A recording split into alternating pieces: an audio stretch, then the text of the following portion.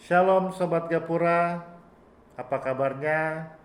Kembali lagi kita berada di channel Gapura, Jatinegara punya cerita.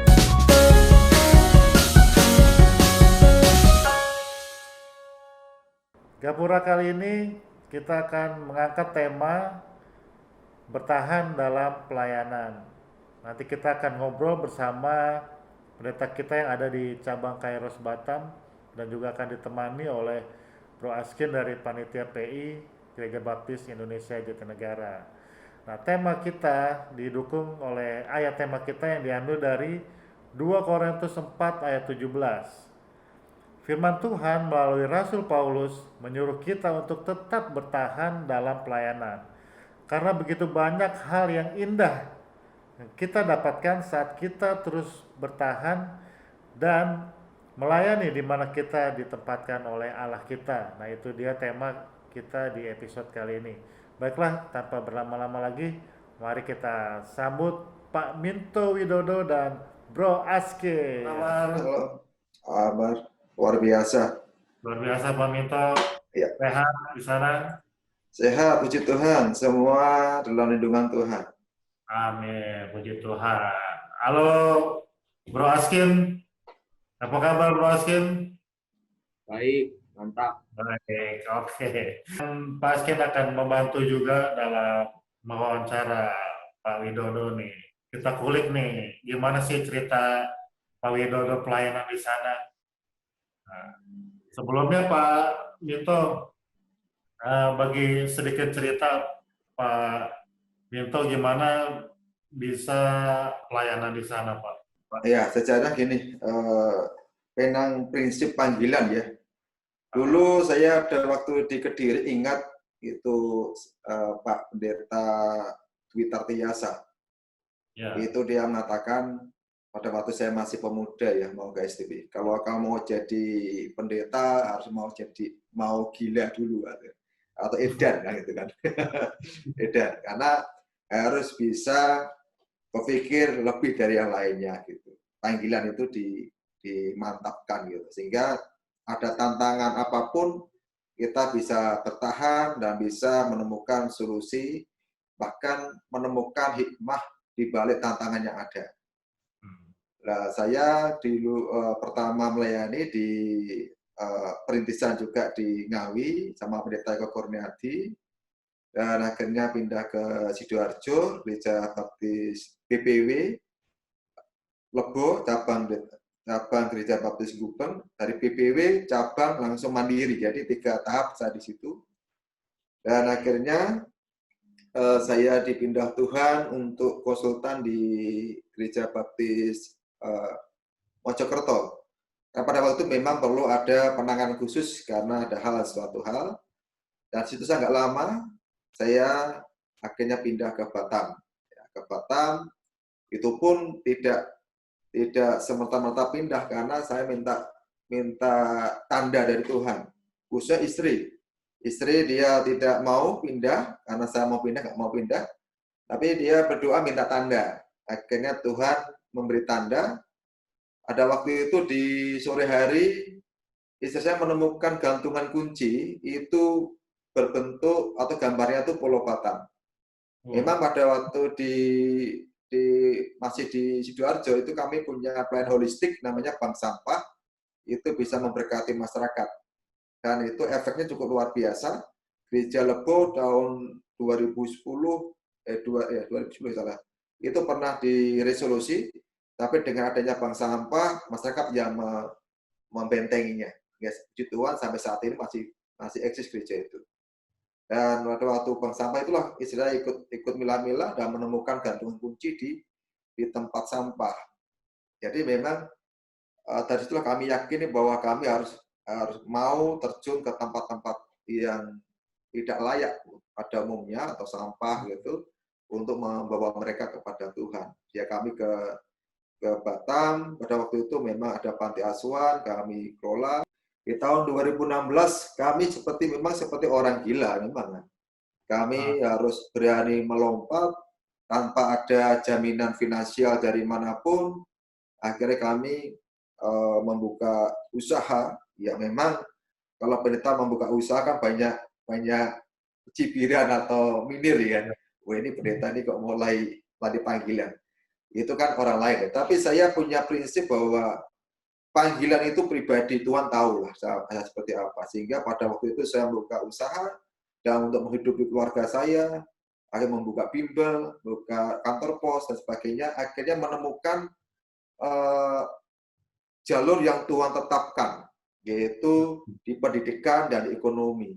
Sehingga muncullah namanya itu ada TK, bimbel dulu, akhirnya TK berdiri. Dari situlah akhirnya kita berjuang karena visi kami kan mencari jiwa. TK, bimbel maupun kantor pos yang kita bentuk itu muaranya, ujungnya nanti cari jiwa. Sehingga tahun 2017 itu ada gereja yang dijual oleh pemiliknya atau gereja Karisma Pantekosta kan. Itu udah nggak ada jemaatnya, cuma ada 2 keluarga aja yang tinggal.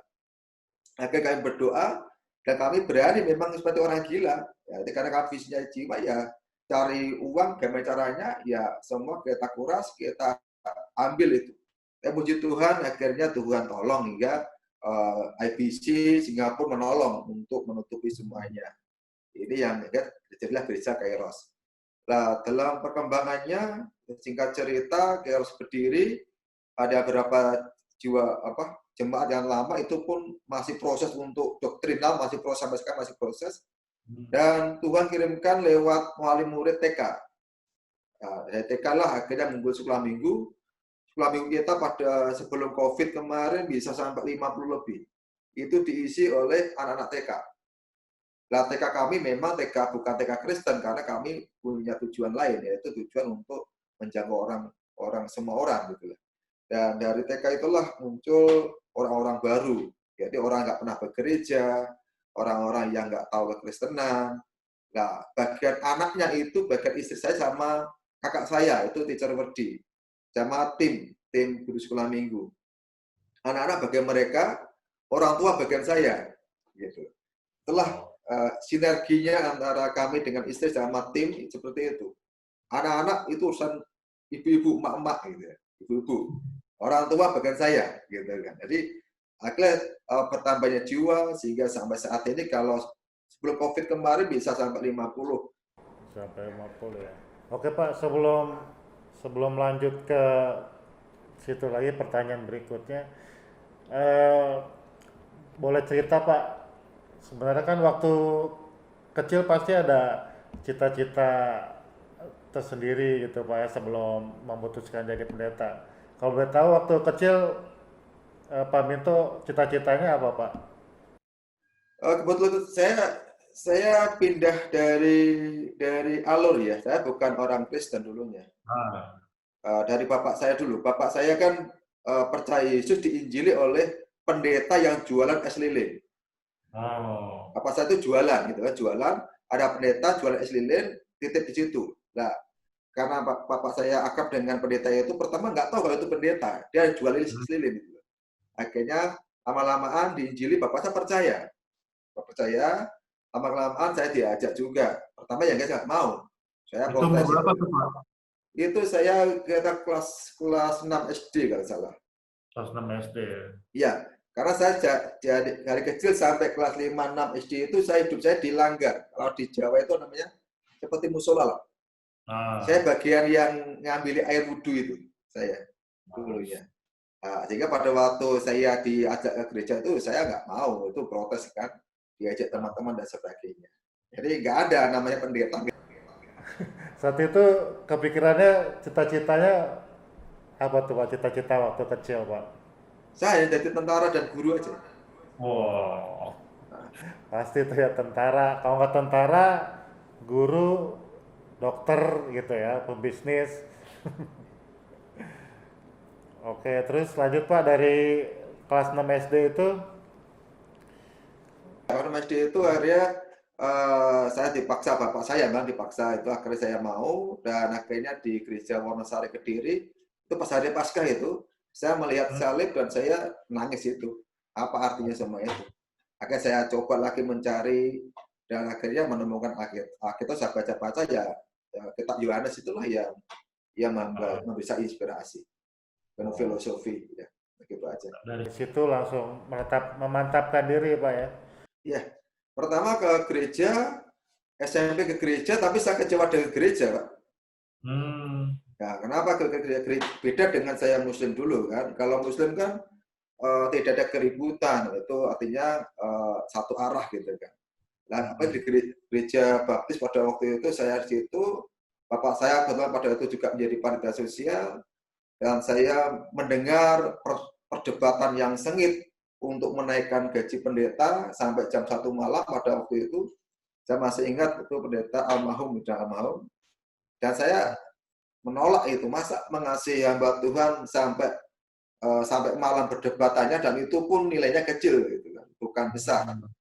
Dan itu saya akan mundur Pak, bertahun-tahun sampai 3 tahun nggak ke gereja itu. Nah, di gereja itu sepertinya sama dengan DPR atau orang luar itu. Jadi nggak ada kasih gitu. Itu saya mundur itu nggak pernah gereja saya 3 tahun itu. 3 tahun. Oke, ini juga ada Bro Askin, ini juga sebagai pelayan pengkabaran Injil ya di Gereja Baptis Indonesia Jatinegara. Nah itu yang membuat Bro Askin menerima panggilan ini apa Bro?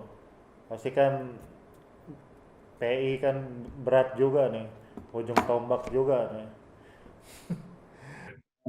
Jadi prinsipnya adalah pada saat awal saya terpanggil untuk melayani di panitia PI Gereja Baptis Indonesia Jatinegara itu adalah satu karena jemaat yang milih saya. Ada lowongan dan kemudian jemaat setuju untuk memilih saya, kemudian saya mengambil keputusan untuk menjadi ketua di panitia ini. Meskipun memang pengalaman terkait dengan penginjilan itu nggak begitu banyak saya emban, dan mungkin dibilang sedikit, tapi yang bisa saya lakukan adalah saya usaha sebaik-baiknya apa yang saya bisa, karena dengan kesibukan saya, dengan tentunya dengan kehidupan pekerjaan, banyak hal yang mungkin menjadi tantangan dan juga menjadi hambatan saya, sehingga terkadang saya juga lupa. Tetapi pada saat ada panggilan, saya berusaha untuk mengambil keputusan dan menjalankan itu, karena saya tahu setiap keputusan, setiap panggilan itu ya pasti seperti Pendeta Minto sampaikan, ya itu nggak bisa kita bendung lagi di dalam hati, dan itu menjadi satu dorongan untuk kita maju bersama Tuhan. Sempat edan juga tuh.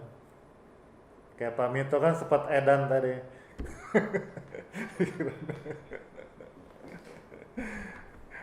Oke, lanjut ke Pak Minto. Untuk sekarang kegiatan di Kairos ada apa aja Pak yang masih aktif Pak? Tetap aktif, kita 2 online sama offline. Jadi kita sudah mulai, tapi nggak banyak yang di gereja. Lainnya ikut masuk WA group, Facebook group. Kita ada di sana, semua jemaat yang nggak bisa datang ke gereja, dan mereka yang bisa ngikuti. Kalau pagi nggak bisa ngikuti, biasanya malam dia ngikuti gitu. Itu ibadah. PKMB juga ada tetap muka, walaupun itu berjarak. Itu kami terus dorong untuk PI digital yang kami ajarkan di sana lewat media. Sudah kami kerjakan, dan kita ada TK juga masih online, dan kita bimbing mereka anak-anak Tuhan di sana. Dan kita juga membekali ketahanan ekonomi umat, ya, ketahanan ekonomi jemaat. Kita ajar mereka untuk bagaimana bertahan dalam perekonomian. Ya, kita juga dari Yayasan Manunggal sudah membuat marketplace namanya exiku.com, itu ada di Play Store dan ada di website, sudah ada di sana. Itu kita gunakan untuk memotivasi jemaat tidak boleh kendor dalam kondisi seperti ini. harus maju, harus bertahan, paling tidak kita bisa makan dan cukup lah gitu kan. Kita nggak usah mikir lainnya. Dan puji Tuhan mereka semangat dan mereka bisa ikuti apa yang saya anjurkan walaupun nggak maksimal karena memang kondisi COVID ini memang memporak-porandakan semuanya. Tetapi inilah hikmat yang Tuhan berikan kepada kita untuk membuat hal yang baru dalam penjangkauan gitu. Yang menarik, kalau boleh Bon, Silakan. yang menarik itu Pak Pendeta, dari Pak Pendeta Minto ini saya melihat begitu banyak pelayanan-pelayanan yang dilakukan, khususnya ada ide-ide yang ditelurkan nih istilahnya yang dijalankan sampai bisa terpikir masuk ke e-commerce dan kawan-kawan. Sedangkan saya melihat ada banyak tantangan nih di sisi lain dari pendeta-pendeta mungkin di luar kota dengan pelayanan yang ada, mereka terpaku dalam satu pelayanan holistik, Pak. Jadi misalkan dengan perkebunan, jadi mereka tidak bisa menelurkan ide-ide yang menarik seperti Pendeta Minto dengan sumber yang terbatas, tetapi tiba-tiba punya berbagai macam ide gitu, yang seolah-olah juga membantu jemaat. Kira-kira yang kalau boleh kita tahu, Pak, boleh di-sharing apa sih yang menjadi dasar dari ide-ide itu? Gimana itu ide-ide itu bisa muncul gitu? Iya. Dapat inspirasi dari mana tuh, Pak? Inspirasi gila dulu lah kita. Gila lagi ya? Iya, karena gini, Tuhan kita kan Tuhan yang kalau kita pikir secara positif kita dalam itu kan ini Tuhan nggak punya kerjaan aja kan gitu. Oh ini anak di surga mau ke dunia yang penuh kotoran ini kan gila itu kan. Sebenarnya dari situ aja sih. Kalau kita lihat Tuhan kita kan dia mau ke pantai, ke tempat-tempat yang kumuh dan sebagainya itu kan inspirasi sebenarnya bagi kita. Dan kalau kita hanya berpatokan dengan gereja secara gedung aja ya kita nggak bisa punya ide gitu. Jadi menurut saya di Kairos ini saya tekankan kepada jemaat, kalau saya sendiri di luar gereja itu tolong saya panggil saya Pak Minto aja, Pak Widodo aja gitu, supaya saya bisa menjangkau banyak orang. Tapi kan biasanya kalau orang itu saya tahu saya pendeta itu kan tutup sekat gitu kan. Nah, puji Tuhan, dalam perjalanan waktu, pada waktu mereka tahu saya pendeta, mereka sudah baik dengan saya, jadi nggak ada masalah. Sehingga saya sendiri juga ditunjuk oleh masyarakat sekitar kami, itu paguyuban orang Jawa di daerah Tanjung Uncang, itu saya ketua umumnya. Ketua umum paguyuban, dan semua itu orang-orang Muslim, dan mereka majelis taklim. Itu sekitar saya. Pertamanya nggak tahu saya pendeta, tahunya saya guru. Saya tahunya jualan gitu. Tapi pada waktu mereka saya pendeta, nggak ada masalah. Nah, saya tekan pada jemaat bahwa kita semua ini hamba Tuhan dan punya tanggung jawab itu untuk penginjilan. Dan semua pekerjaan itu rohani. Tiba-tiba Pak Askin ini pekerjaan rohani bahwa pengacara itu punya tanggung jawab untuk pembagian Injil lewat persidangan. Gitu. Jadi apapun status kita itu harus kita tahu bahwa ada beban dari Tuhan Yesus, jadi kita harus menyampaikan firman Tuhan apapun profesi kita. Gitu. Itu yang harus saya sampaikan pada semua jemaat. Nggak perlu malu gitu, nggak perlu malu. Seperti itu Pak, inspirasi dari Tuhan kita aja, dari situ inspirasinya, dari on the block gitu. Nah pasti kan ada tantangan tersendiri itu Pak ya, di namanya pelayanan di mana-mana pasti ada tantangan. Nah, tantangan apa sih Pak yang Bapak hadapi ini Pak sebelum pandemi sama pada saat pandemi Pak? Pertama yang menjadi tantangan yang paling berat adalah diri kita sendiri. Ya, pada waktu kita sudah dikatakan nggak mampu oleh diri kita sendiri, itu yang paling berat. Pada waktu kita dikatakan bahwa ini ada masalah besar dalam diri kita itu yang paling berat. Jadi inti permasalahan dan tantangan itu ada dalam diri kita sendiri. Kalau kita bisa tahu siapa diri kita, di hadapan Tuhan panggilan kita, saya yakin apapun yang dari luar, tantangan dari luar itu bisa kita atasi. Emang sebelum pandemik itu tantangan banyak dari pemerintah dan lainnya bisa banyak tantangan. Penginjilan itu ada tantangannya, semua ada tantangannya. Tapi pandemik juga ada tantangannya. Tapi saya percaya kalau kita itu sudah bisa tahu siapa diri kita, panggilan kita kan akan diberi ide oleh Tuhan untuk mengatasi semuanya itu. Itu yang kami hadapi di sini. Jadi jangan heran kalau kami itu hal kadang berubah gitu loh. Jadi kemarin saya programkan A atau yang jadi B itu jangan heran karena situasional masalahnya di lapangan itu. Menyesuaikan Pak ya. Iya, iya betul, betul. Gimana Bro Asken?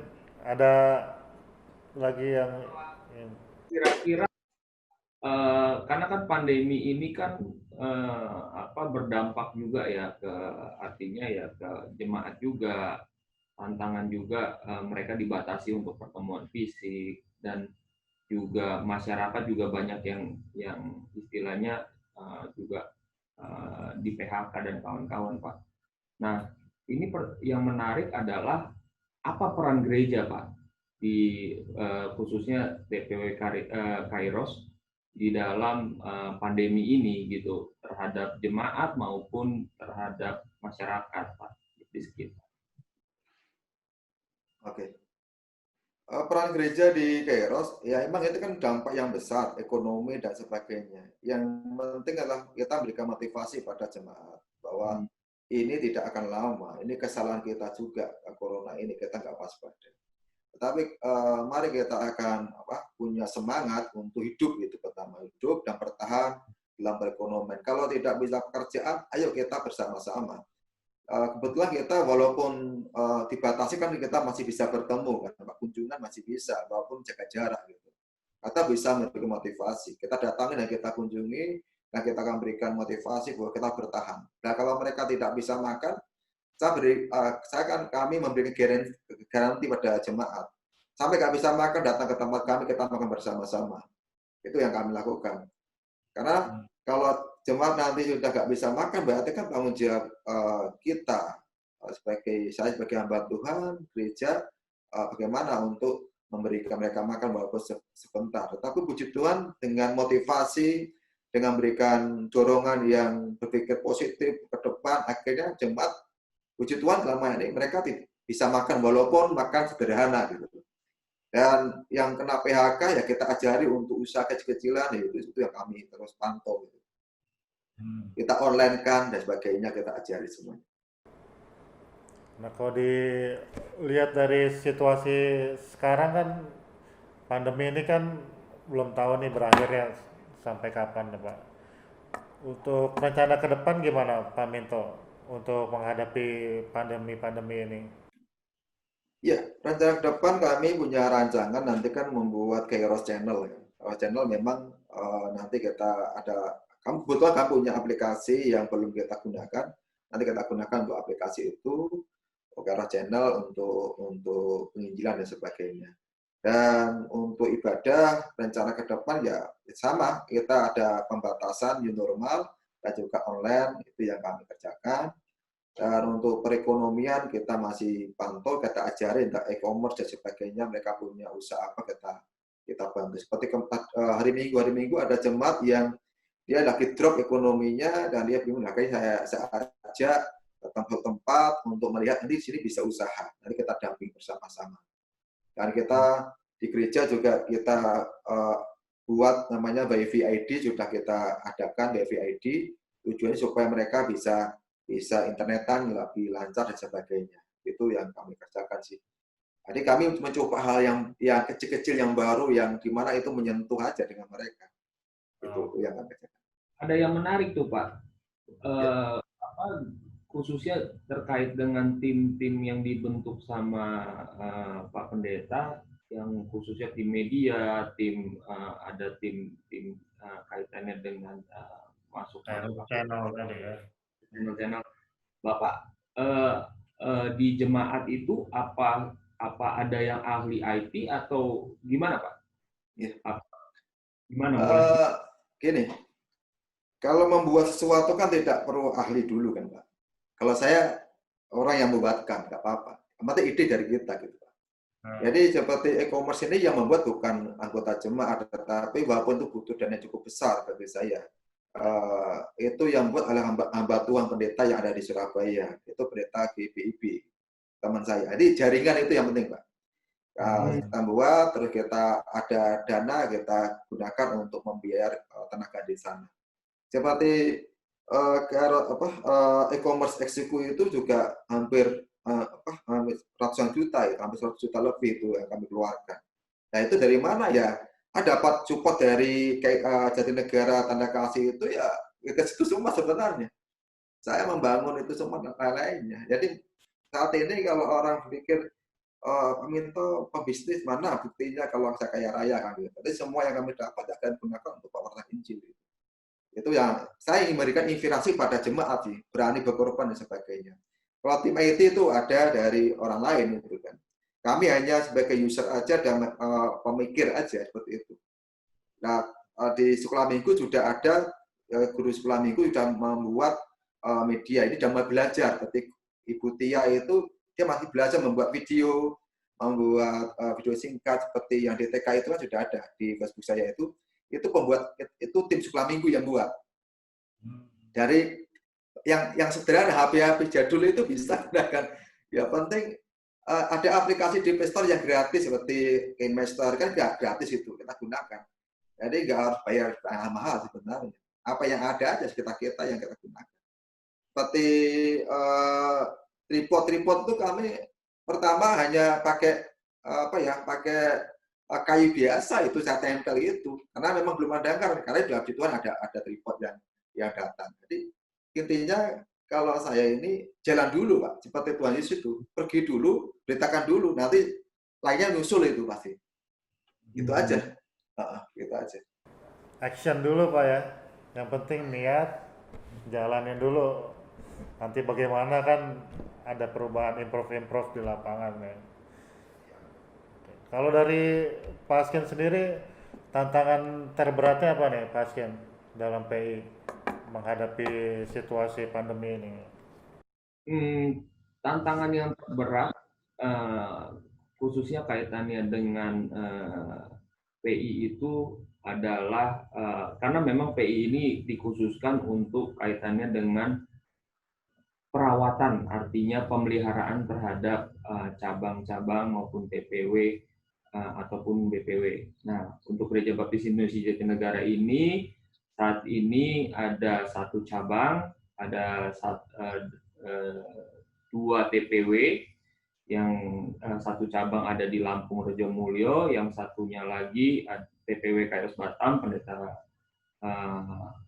Pendeta Minto, yang satu yang di Rejomulyo itu Pendeta Rahmat, dan satunya lagi kami bersama-sama dengan 4 gereja yang lain itu oleh Pendeta Fanis, ada di daerah Palembang.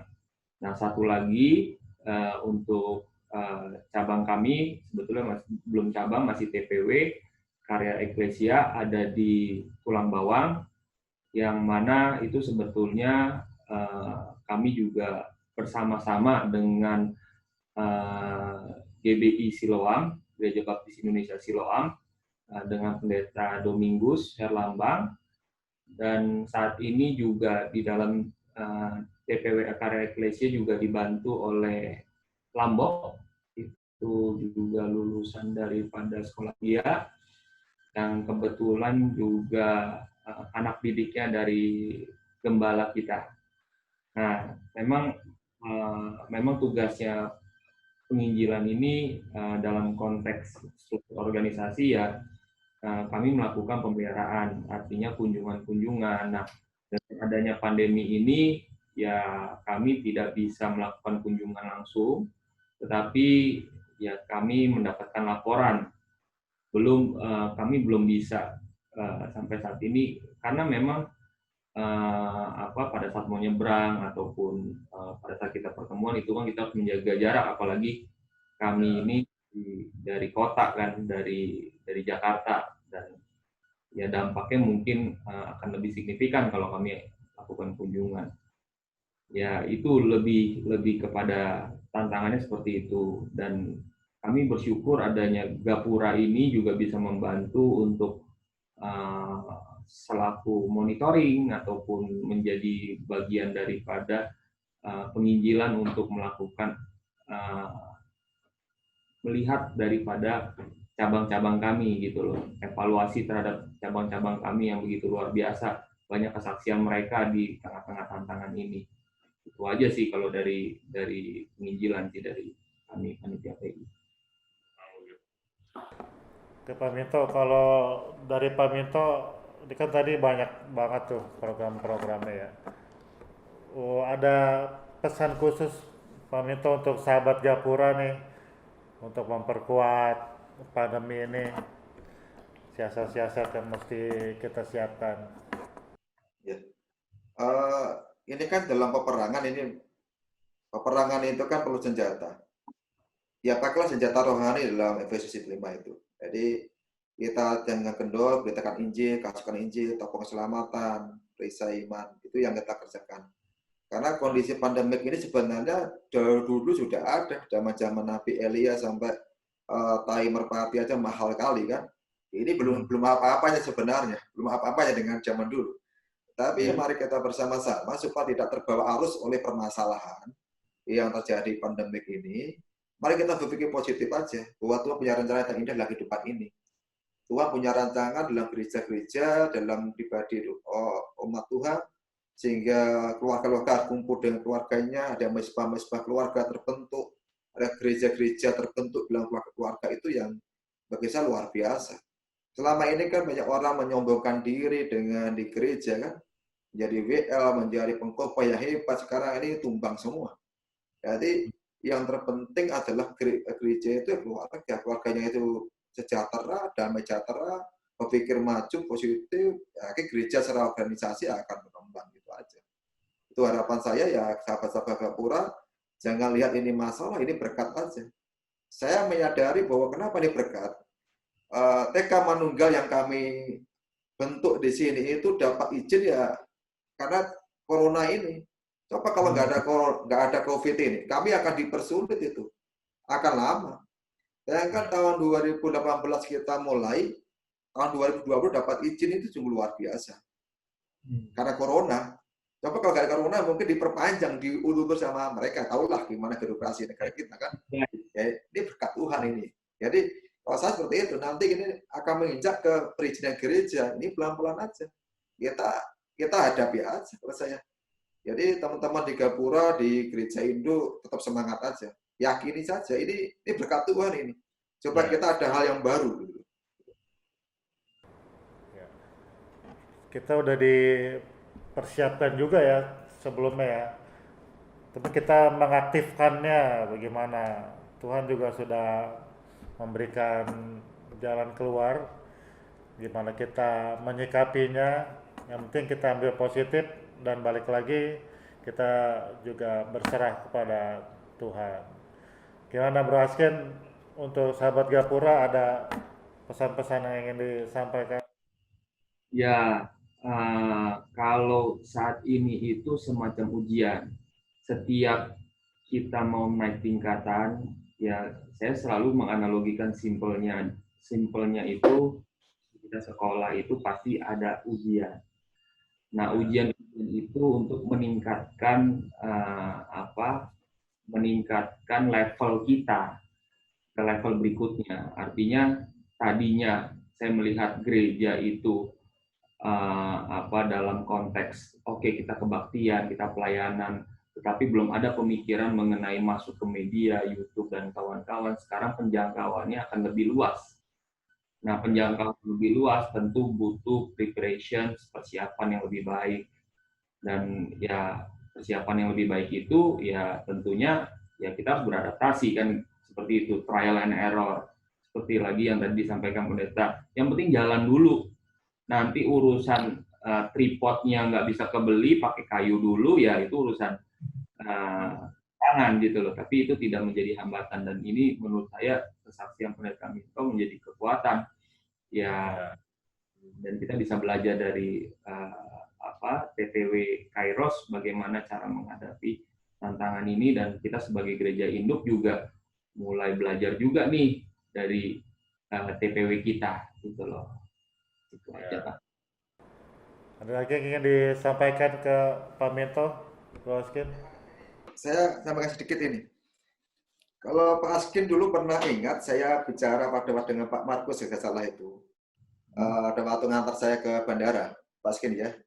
Jadi di Jatinegara pernah mengadakan seminar tentang kristologi, keselamatan itu kan. kenapa sih teman-teman kita ini yang punya keahlian di akademik, doktor dan sebagainya tidak membuat akun YouTube gitu ya, YouTube tentang keselamatan doktrin. Karena jemaat itu, Pak, jemaat itu di khotbah doktrin itu udah ngantuk itu, udah bosen. Tetapi dengan adanya media, misalnya kita membuatlah satu channel dan itu isinya doktrin keselamatan, doktrin tata gereja, doktrin baptis misalnya. Itu dia mungkin ada jemaat yang pulang kerja malam-malam capek sambil tidur itu pakai handset itu tentang oh ya doktrin baptis seperti ini itu lebih mengena daripada kita seminar kadang-kala pulang udah lupa itu.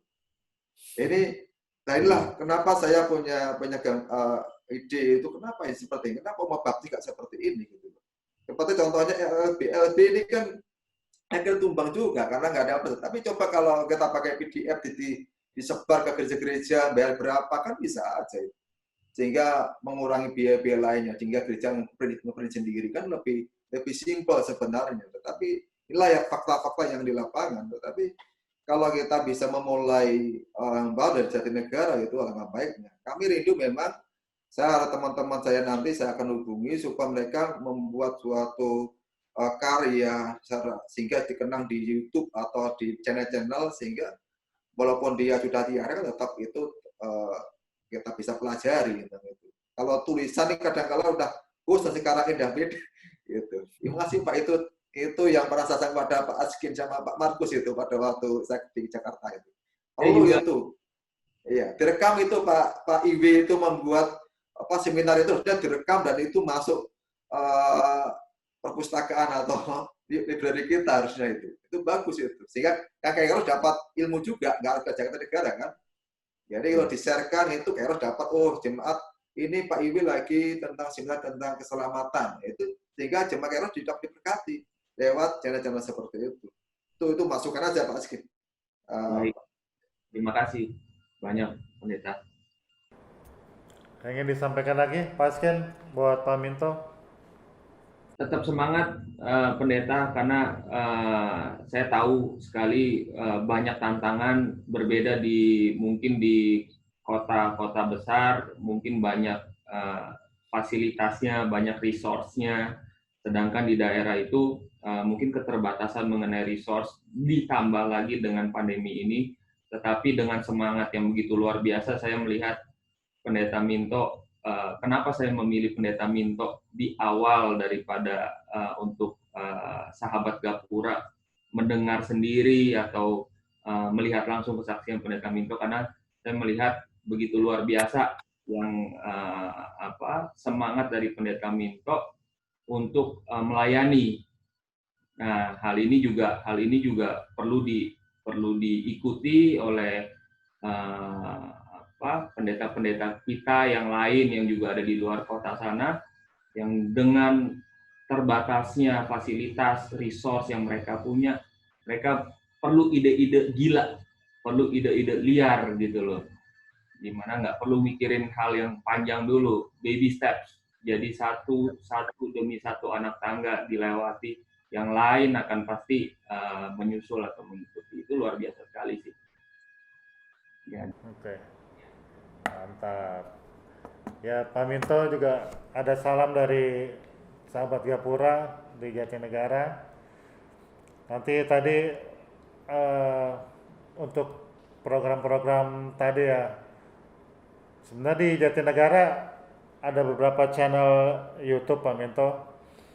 Kita tiap hari Senin sampai Jumat ada menyapa pagi sampai Sabtu, Senin sampai Sabtu. Nanti mungkin doktrin-doktrinnya juga bisa dimasukin di sana. Ada Gapura nanti akan dilaksanakan setiap Sabtu. Nanti ini kita akan tayang di hari Sabtu, minggu pertama dan ketiga nanti ada Gapura dengan episode yang berbeda-beda dengan tema yang berbeda-beda. Nah, minggu pertama ini nanti Pak Minto yang akan tampil. Nah, di minggu kedua dan keempat kita ada Saturday Night Worship. Itu juga bisa disaksikan di YouTube secara live. Dan untuk ibadah rutin setiap hari Minggu. Nanti mungkin di salah satu program tadi kerinduan yang Pak Minto utarakan tadi bisa direalisasikan nih. Gitu. Amin, amin, amin, amin. Amin. Kamu sudah nonton juga itu, sudah ikuti juga. Iya. Nanti mungkin kita bisa undang secara live juga kali Pak Asken ya. Ya, pasti Pak. Kita Untuk utarakan live itu dan kita implementasi. implementasi. Beda-beda, Pak. Di Jakarta samanya beda-beda, Pak. Setiap daerah beda-beda tantangannya, Pak. Iya. Tapi jemaat sendiri masih tetap semangat Pak ya, karena pendetanya saya lihat juga semangat banget nih. Iya, harus semangat, Pak. Gini, Pak. Saya dalam mengembalakan gini. Orang siapa takut kehilangan akan kehilangan. Takutlah orang yang bisa mengambil nyawa kan gitu. Jadi kalau saya takut kehilangan jemaat saya akan pergi semua. Saya tidak takut kehilangan jemaat, itu prinsipnya. Tuhan akan percayakan domba yang saya gembalakan. Gitu aja. Walaupun banyak tantangan apapun, kalau dia domba yang Tuhan percayakan akan tetap bersama saya. Gitu. Sampai saat ini nggak ada yang pergi itu. Gitu. Itu puji Tuhan. Walaupun dia di rumah, saya kontak ya baik-baik saja Pak. Gitu. Jadi walaupun ada gereja-gereja lain yang mempengaruhi, apalagi dengan semua banyak gereja yang lagi ngetren lab semua kan, gereja-gereja kan. Jadi banyak artis bermunculan kan sekarang ini, artis rohani munculan semua. Lah gereja-gereja menunjukkan musik dan semua yang luar biasa, ya bukti jemaat saya tetap biasa aja. Ini yang bukti bahwa saya tidak takut kehilangan jemaat, itu aja. Tetap semangat aja. Nah. Oke, thank you Pak Mito, terima kasih buat waktunya. Pak Asken juga terima kasih waktunya. Itu dia Gapura kita di episode kali ini, bertahan dalam pelayanan. Mungkin bisa jadi inspirasi buat jemaat yang mendengarkannya. Kita harus terus berimprovisasi dalam pandemi ini, jangan menyerah dengan keadaan. Justru kita harus berjuang dan bertahan. Improve lagi diri kita. Apa sih yang belum kita gali dalam hidup kita, skill-skill yang mesti kita tambah lagi. Nah, jangan lupa kita terus berserah dan berpegang teguh pada firman Tuhan. Oke, Pak Minto, terima kasih sekali lagi. Pak Asken, selamat beraktivitas. Juga buat jemaat di sana, tetap semangat selalu. Oke, sampai jumpa di episode-episode berikutnya.